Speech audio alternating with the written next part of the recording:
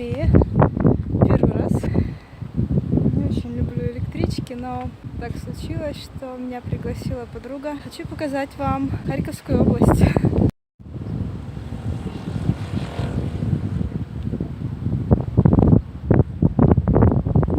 Надеюсь, вам видно, где я.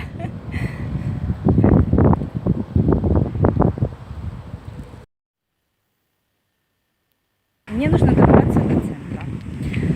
Я попыталась найти автобус. Там был автобус, который должен был идти в центр, но почему-то он туда не идет. Я видела только такси. Были еще люди, которые не знаю, чего ждали. В общем, я иду в центр Балаклея пешком.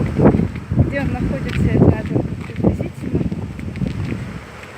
В общем, потом я буду искать больницу, в которой сейчас находится моя подруга. Такие маленькие придержки. Дорога так.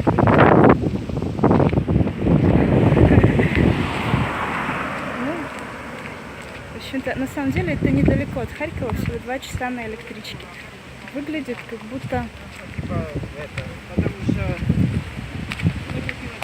это не похоже на 21 век. Ой. А сейчас я иду по улице Мира.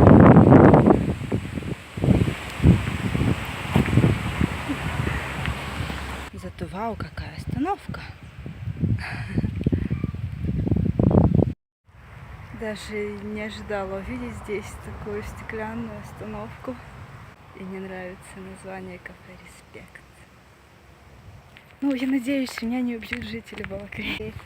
Я просто делюсь впечатлениями человека, который всю жизнь, который живет в большом городе. Я понимаю, что совершенно разные ситуации, разный бюджет, разный менталитет, наверное.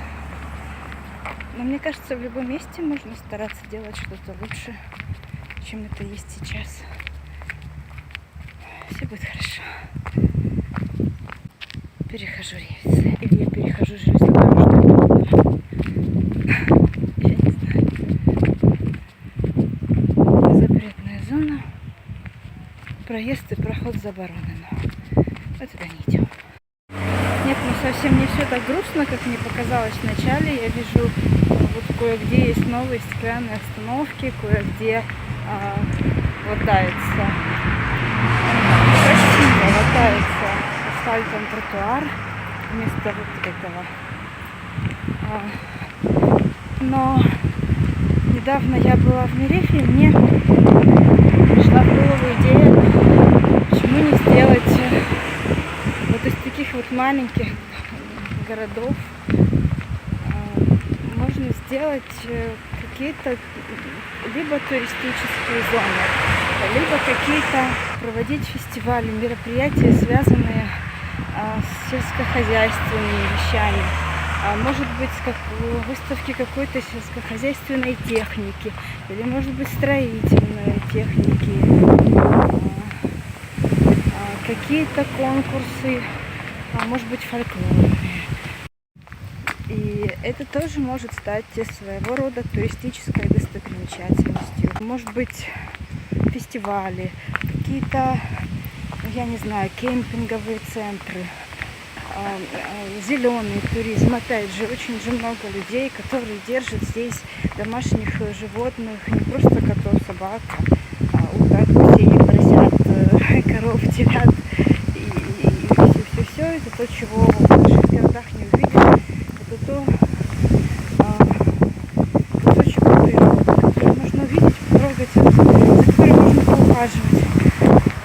Мне кажется, если правильно развивать такие мысли, то все возможно.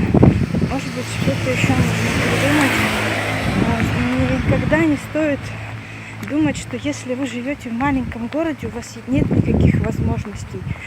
Я сейчас еду к моей подруге, которая свой бизнес, связанный и с землей, и с образованием, и и с еще некоторыми вещами. То есть она находит выход, хотя она живет даже не в Балаклее, а в селе. Поэтому, мне кажется, если у вас есть желание расти, желание что-то менять в вашей жизни, все в ваших руках, независимо от того, где вы родились и где вы живете. Всегда найдутся единомышленники, всегда найдутся друзья, которые могут показать, рассказать, научить, поддержать. Если это ваше, если вы двигаетесь правильно, Вселенная вам помогает.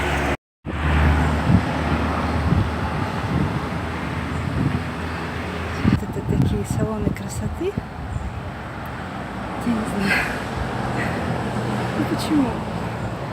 Это же должно быть красиво. В советские времена это был один из самых посещаемых мест. Здесь есть также почти современные здания. Вот это центр. Это центр Балаклеи.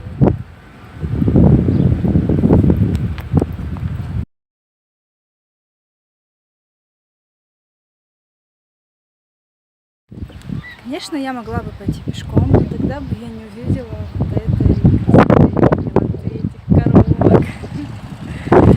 Вам смешно, а мне...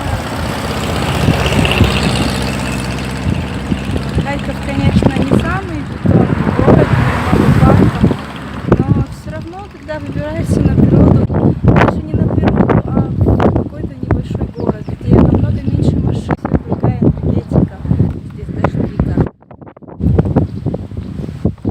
Вот так выглядит украинский сосновый лес.